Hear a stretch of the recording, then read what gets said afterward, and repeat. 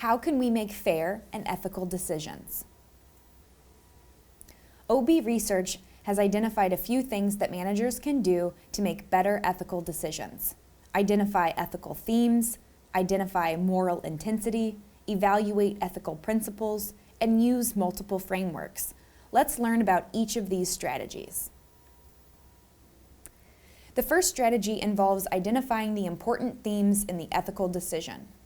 In right versus right dilemmas, there could be a conflict between sharing the truth and being loyal to someone. There might also be a conflict between the needs of an individual and the needs of the group,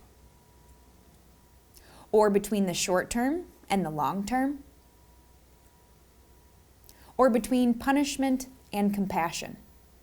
Identifying these themes helps us focus on the underlying issues at hand. Once we understand the dilemma, we can begin to assess the contextual factors that impact our perceptions of ethicality, or the dilemma's moral intensity. What is the total value of the decision? What is the total impact of the decision? What is the likelihood that the decision will lead to these consequences? How much do others agree that this action is ethical? How much time exists between the decision and the anticipated consequences? How close, physically or psychologically, are you to the decision or its consequences? In addition, we should consider the decision in terms of its principles. First, what principles or values does the decision embody? Honesty, concern for others and their needs, respect for others and their goals, helpfulness, fairness and justice in terms of the opportunities, needs, rights, contributions, or performance associated with it. Then, if the decision doesn't align with some of these principles, how can they be more aligned? As with any question you may have about organizational behavior, you can use evidence-based theories and frameworks to expand your thinking and guide the decision-making process. Let's revisit the decision-making model we learned about earlier. The first step of the decision-making process is to define the ethical issues within the problem.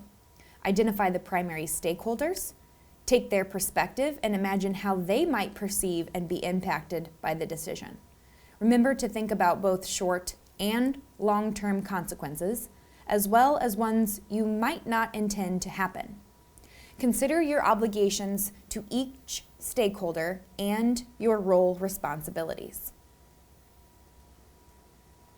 Collect as much information as necessary about the situation and the primary ethical issues involved.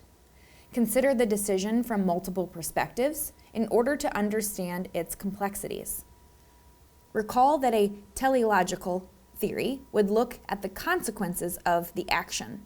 A deontological theory would look at the rules associated with the action, and a virtue ethicist would look at the action's virtues. Identify and eliminate obstacles that prevent us from making sound ethical decisions. We sometimes rationalize our bad choices and rely on inaccurate scripts, both of which prevent us from seeing our mistakes and learning from them. Group dynamics can also stand in our way. For instance, when we're in a group, responsibility can be diffused among other members, leaving us feeling less personally responsible for decisions the group makes. The second step of our decision-making model is to generate alternatives. We often perceive an ethical dilemma in terms of black or white, right or wrong, this or that. However, with a little creativity and moral imagination, most ethical dilemmas can be framed in terms of more than just two options. Moral imagination is the ability to perceive ethical issues and imagine and evaluate alternatives to those issues. The key to generating additional alternatives to an ethical dilemma is to expand the size of the pie and identify trilemmas. These are additional options that are sometimes a compromise between two seemingly unfavorable options. You may find it helpful to frame the dilemma as an open-ended question and to let your moral imagination run wild. The third step of the decision-making model is to evaluate the alternatives before making a choice. To do this, managers should consider the following questions. Is the action legal in most cultures? Is the action in line with universal values? In other words, would other people consider the action to be fair? Will the action impact others in a negative way? Would I be okay with this action being the cover story in the news? And how is my desire for personal gain tied to this action? Together, these strategies can aid managers in making fair and ethical decisions.